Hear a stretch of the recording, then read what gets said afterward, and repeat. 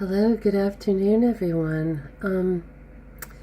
This is a really great book that when I read it, I really did feel like, why didn't I know about this book?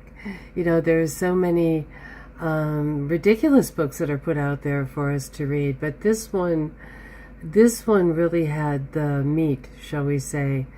It is Thy Will Be Done, and it's huge. It's very, very big, and it was a book compiled by Gerald Colby and Charlotte Dennett from the archives of the Rockefellers themselves. So not one word in this book, there's nothing in it that did not come from their own archives. So this really does make it for solid reading. It always gets five-star reviews because it's just very hermetically sealed in that way.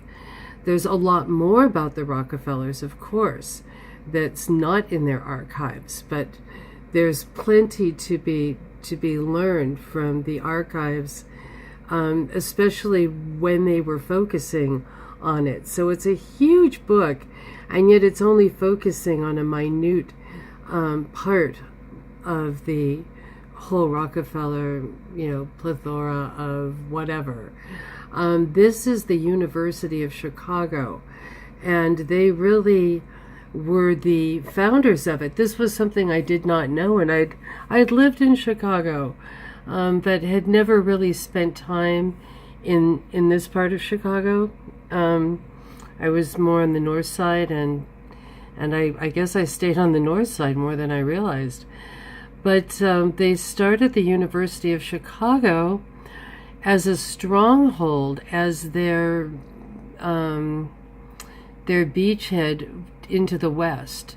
And when I say the West, it included everything from Native American, as we call it now, Indian reservations.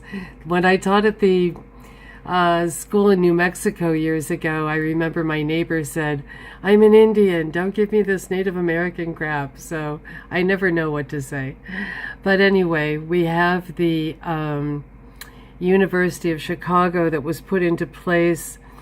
I think it was around the 20s or the 30s. I don't have the book with me at the moment, and I was going to hold off on making the vid, but I had read the first part of it many times, and I thought, I don't want to hold off anymore because it is a really important book. The University of Chicago was put into place as the colonial stronghold mothership for the West, from the Wild West as we think of it, and they were the ones that put into place all of these Indian land schools that you see, and I haven't been able to find the pictures.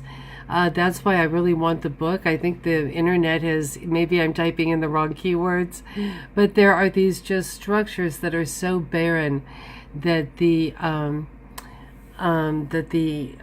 schools for the Native American children in the 20s, 30s, 40s, 50s, even 60s and 70s, and I met people when I was out there who'd gone to these schools, and I wonder, are they called BLM? They had some kind of weird name, and they were boarding schools, and the children were forced to go to them, and they were beaten if they spoke Navajo.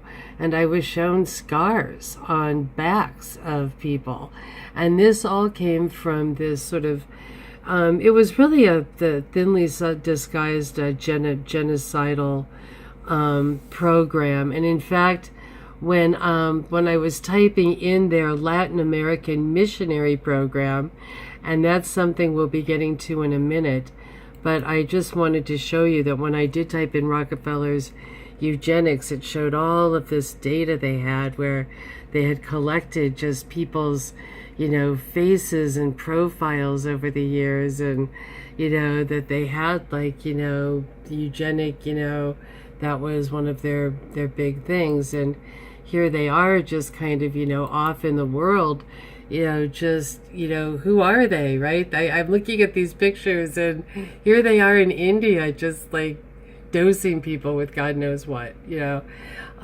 So it's just, they've got their tentacles in many pies. So when I was reading Thy Will Be Done, they, started off really with the University of Chicago and going from the Wild West, taking over, colonizing all the children in the BLM schools. I think that's what they were called. Sorry if I'm wrong. I know it sounds like Bureau of Land Management, and that might have been what it was. They might have actually been like treating the children like cattle and having them under like Bureau of Land Management. Who knows? It's really creepy. And it's still going on to this day. I recently was given a drug, and I looked at it. I wanted to look it up, and I did not take it. It was something that a doctor's office was trying to give everyone, hepatitis B. We're not even in an unclean area, so they were just trying to make money. But when I looked up the testing that was done on it, it said double-blind testing done on the Navajo reservation. Isn't that fascinating? Really sick. And that was just, a few years ago. So it still goes on.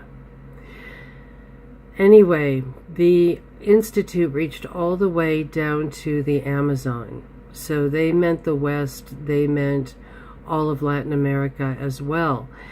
And what I found profoundly profound in this book was that they were sending down the kind of intellectual, what would we say, the early, maybe pre-Birkenstock, bearded anthropologists that became sort of known. I remember Joseph Campbell had the joke, in the 60s, every indigenous family consisted of, a mother, a father, a grandmother, children, and an anthropologist and a tape recorder. And basically, he was just sending out spies that all had this kind of liberal, this cool pre-hippie look that was really designed by the Rockefellers to bring in trust. Now, what he did that was so fascinating, or whatever, this book is mainly about Nelson, was as he was sending out our Birkenstock liberal University of Chicago professors, he was also sending down evangelicals, just flat out evangelicals. And they would go down. So then you basically had two flavors of ice cream in your village. You had a village that had either evangelicals or the Birkenstock guy. And instead of realizing that the Hegelian dialectic was, just being worked out in this way, people saw them as the opposite. Like, oh, are you conservative? Are you with the evangelicals? Or are you liberal? Are you with the Birkenstock hippie guy? Not realizing that it's a total psychological operation, coming from yours truly. And the University of Chicago, I found it interesting that was where I believe Obama spent time, and it was near where Hillary was raised. So have a great day. We will continue with this because it ties in with so much. Take good care. Thank you for listening, and I hope you're all having still a great new year. Bye.